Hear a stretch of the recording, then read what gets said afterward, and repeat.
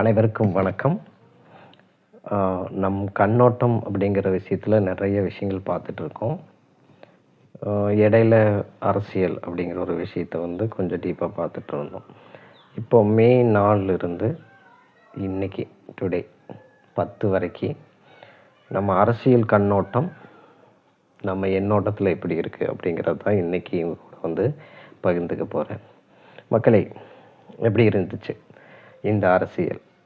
சுவாரஸ்யம், மாறுதல், மாற்றங்கள், நிறையா எதிர்பாராத விஷயங்கள் நடந்துகிட்டே இருந்தது. கரெக்டாக எல்லாத்துக்குமே ஒரு பரபரப்பு, ஒரு யாருமே எதிர்பார்க்காத ஒரு தேர்தலாக அமைஞ்சது. வெற்றி பெற்றவர்களுக்கு இந்த நேரத்தில் நம்ம கண்ணோட்டம் சார்பாக ஒரு வாழ்த்துக்கள் தெரிவிச்சுட்டு, அரசியல் களம் என்ன மாற போயிட்டுருக்கு, மக்களோட எண்ணங்கள் என்ன மாறிட்டுருக்கு, இதையெல்லாம் வரப்போகிற அரசியல்வாதிகள் என்ன மாற்ற போகிறாங்க. அதுக்கு நான் முதலே சொல்லியிருந்தேன், நம் எண்ணங்கள் மாறாமல் இருக்கணும் அப்படின்னு சொல்லியிருந்தேன். மாற்றங்கள் அவசியம் வேணும். அந்த மாற்றங்கள் எல்லாத்தையும் புதுசாக எல்லாத்துக்கும் உபயோகமாக மாற்றக்கூடிய ஒரு விஷயமாக இருக்கணும் அப்படிங்கிறதா இருந்தது.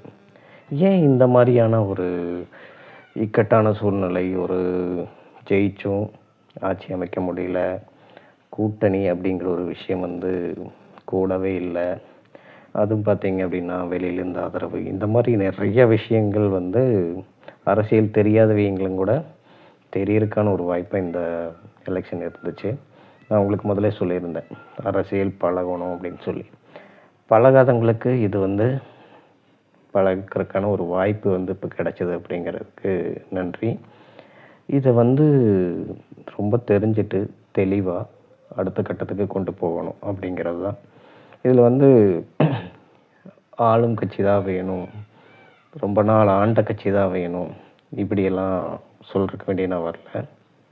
யார் ஆள போகிறான் நம்மளை, நம்ம யாருக்கிட்ட அந்த உரிமையை வாங்க முடியும், நம்ம சிந்தனைக்கு நேராக ஒரு விஷயங்கள் நடக்குதா அப்படிங்கிறது தான் பகிர போகிறோம்.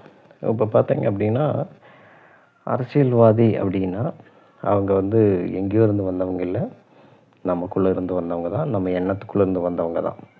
அவங்கள நம்ம எண்ணங்களாக மாற்றி கட்சி வேறுபாடு இன்றி, அதாவது இதுக்கு முன்னாடி எலெக்ஷன் முன்னாடி அந்த கட்சி இந்த கட்சி அப்படி இப்படின்னு சொல்லியிருக்கலாம். இப்போ நமக்கான சட்டமன்ற உறுப்பினர், நமக்கான முதலமைச்சர், இவங்க நம்மளோட பிரதிநிதிகள், நமக்காக வேலை செய்யறதுக்கு வேண்டிய ஒரு அரசு நமக்கு அமைய போகுது. அந்த அரசு